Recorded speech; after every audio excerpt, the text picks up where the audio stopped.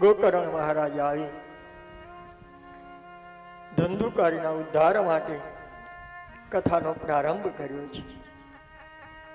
એમાં એક પોલો વાસ અને એમાં ધંધુકારી આવીને બેસી ગયો અને પૂછ્યું, ભાઈ તને હજુ મુક્તિ નથી? આટલા શ્રાદ્ધ કર્યા, ગયાજી જઈને પણ શ્રાદ્ધ કર્યા.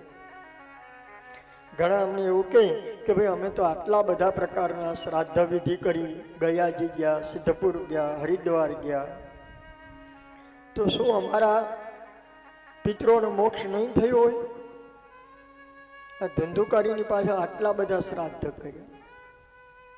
પણ આ જીવ કેવા પ્રકારનો છે, એની વાસના કેટલી મજબૂત છે, દ્રઢ છે, એને ભાગવત સિવાય કોઈ મોક્ષ ન આપી શકે.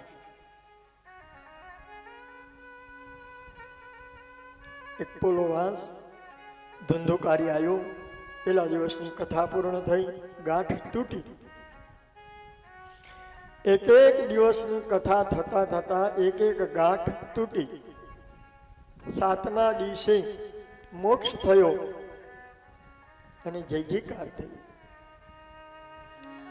તો અમને પણ ઘણા બધા કે દાદા આમાં આપણે કઈ લીલો વાંસ તો દેખાતો નથી.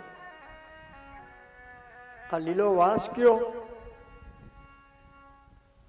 કથા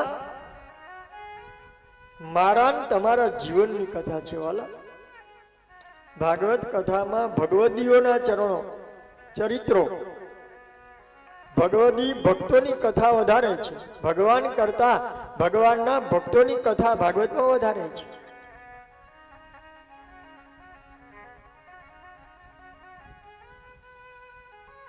આ લીલો વાસ પોલો, વાસ પોલો હોય, આ દેહ છે એ વાસ છે લીલો કે સૂકો.